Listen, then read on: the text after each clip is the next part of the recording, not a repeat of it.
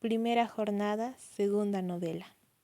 La novela de Pánfilo fue en parte reída y en todo celebrada por las mujeres,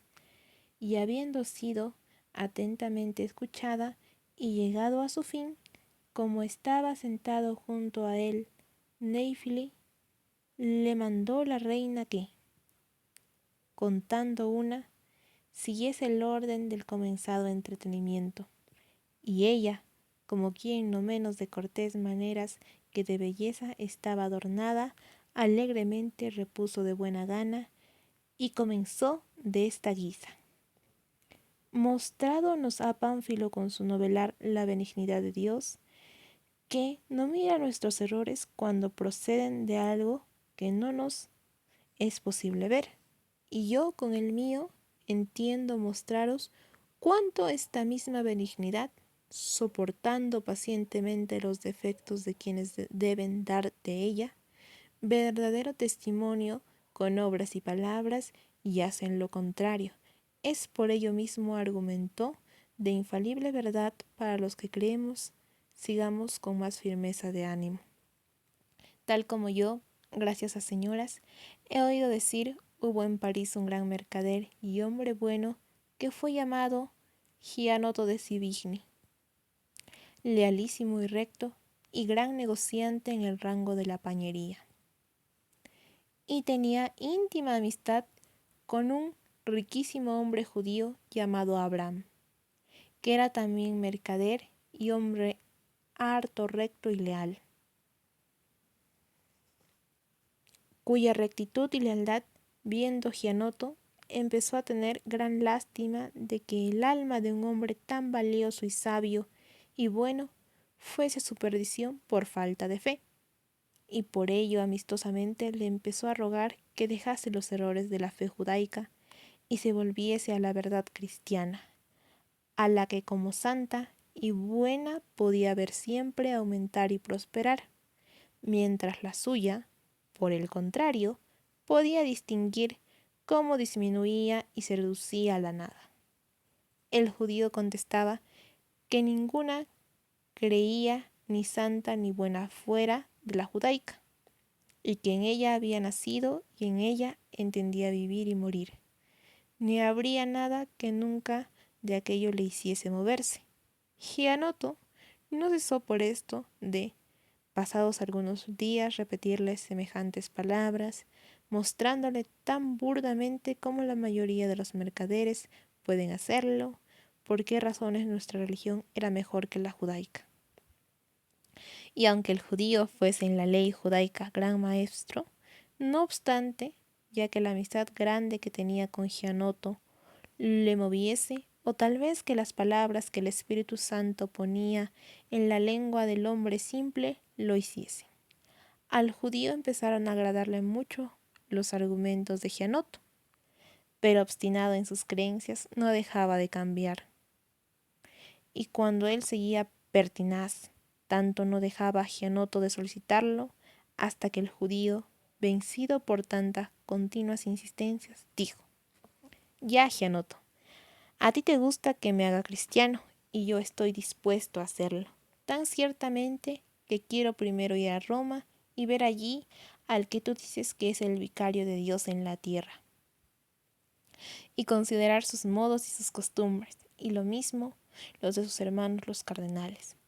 Y si me parecen tales que pueda por tus palabras y por las de ellos comprender que vuestra fe sea mejor que la mía, como te has ingeniado en demostrarme, haré aquello que te he dicho, y si no fuese así, me quedaré siendo judío como soy.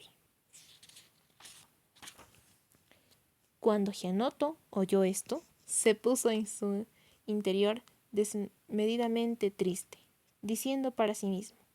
perdido he los esfuerzos que me parecía haber empleado óptimamente,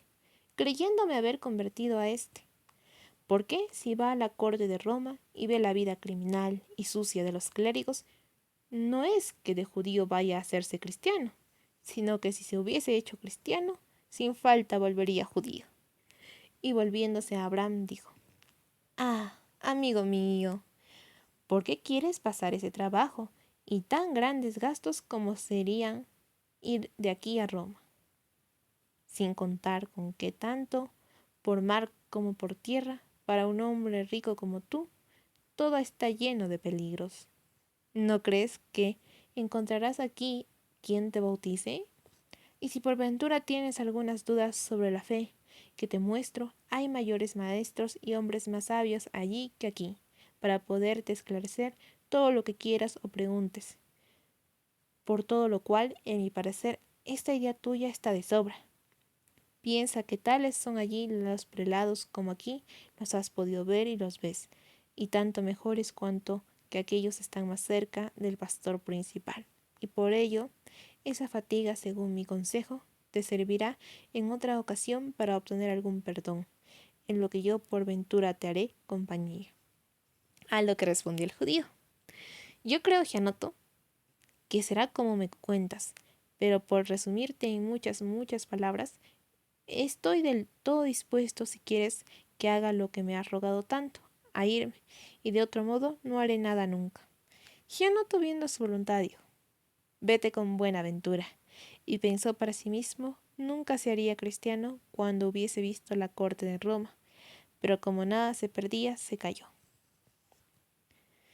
El judío montó a caballo y lo antes que pudo se fue a la corte de Roma, donde al llegar fue por judíos honradamente recibido, y viviendo allí sin decir a ninguno por qué hubiese ido, cautamente empezó a fijarse en las maneras del papa y de los cardenales y de los otros prelados y de todos los cortesanos. Y entre lo que él mismo observó, como hombre muy sagaz que era, y lo que también algunos le informaron, encontró que todos, del mayor al menor, generalmente pecaban deshonestamente de lujuria, y no solo en la natural, sino también en la sodomita, sin ningún freno de remordimiento o de vergüenza, tanto que el poder de las meretrices y de los garzones al impetrar a cualquier cosa grande no era poder pequeño. Además de este, universalmente golosos, bebedores, borrachos y más servidores del vientre, que otros conoció abiertamente que eran, y mirando más allá, los vio tan ávaros y deseosos de dinero, que por igual la sangre humana, y las cosas divinas que perteneciesen a sacrificios o a beneficios, con dinero vendían y compraban, haciendo con ellas más comercio y empleando a más corredores de mercancías que había en París en la pañería o en ningún otro negocio. Y habiendo a la simonía manifiesta puesto el nombre de medición y a la gula el de manutención, como si Dios no ya el significado de los vocablos, sino la intención de los pésimos ánimos no conociese, y a guisa de los hombres se dejase engañar por el nombre de las cosas, las cuales junto con otras muchas que deben callarse desagradaron sumamente al judío como hombre que era sobrio y modesto, y pareciéndole haber visto bastante se propuso retornar a París, y así lo hizo, a donde al saber Gianoto que había venido esperando cualquier cosa menos que se hiciese cristiano, vino a verle y se hicieron mutuamente grandes fiestas. Y después que hubo reposado algunos días, Gianoto le preguntó lo que pensaba del Santo Padre y de los cardenales y de los otros cortesanos, a lo que el judío respondió prestamente: me parece mal que Dios maldiga a todos. Y te digo que sí,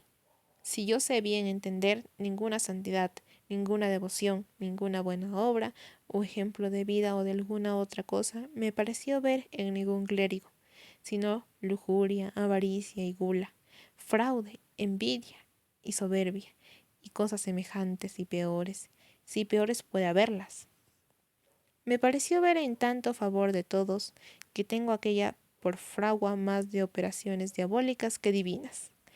Y según yo estimo, con toda solicitud y con todo ingenio,